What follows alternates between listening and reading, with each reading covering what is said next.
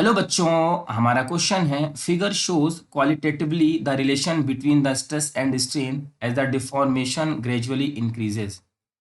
It is observe that for a substantial range of stress the stress strain relation is linear and the specimen recovers to its original dimensions when load is removed. ठीक. तो बच्चों, किसी material पे हमने force लगाया है और force लगाने के बाद जब उस फोर्स को रिमूव करेंगे, बॉडी अपनी जगह पे वापस आ जाती है, ऐसा ये क्वेश्चन कहता है.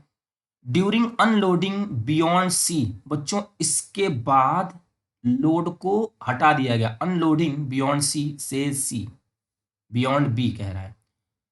The length at zero stress is now equal to. देखिए बच्चों, एक छोटा सा कंसेप्ट हमें पता होना चाहिए. कंसेप्ट कि जो बी पॉइंट है, बी पॉइंट को हम कहते हैं इल्ड पॉइंट. ये इल्ड पॉइंट क्या होता है? इल्ड पॉइंट का मतलब यह है कि आफ्टर इल्ड पॉइंट बॉडी में क्या होने लगता है? परमानेंट सेन मीन्स बॉडी होने लगती है deform.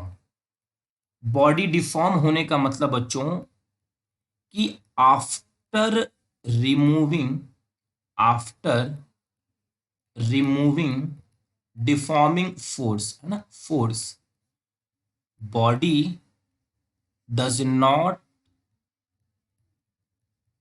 come back to its initial position.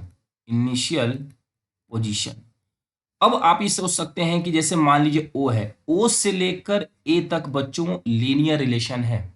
मतलब ये है कि stress is directly proportional to strain. इसके बाद क्या होगा कि जब ए से बी तक हम फोर्स लगाना शुरू करते हैं तो बॉडी डिफॉर्म होना शुरू होती है. और ये वाला जो रीजन है बच्चों, ये रीजन, ये हमारा क्या है? Elastic reason.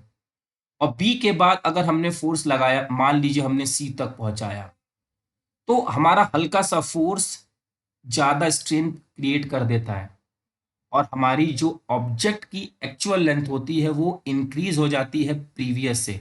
और इस पॉइंट पे आने के बाद अगर हमने फोर्स को हटा भी दिया, स्ट्रेस रिमूव भी कर दिया, तो ये बॉडी कभी अपनी जगह पे वापस नहीं आएगी और ओरिजिनल लेंथ से इसकी लेंथ इंक्रीज हो जाएगी.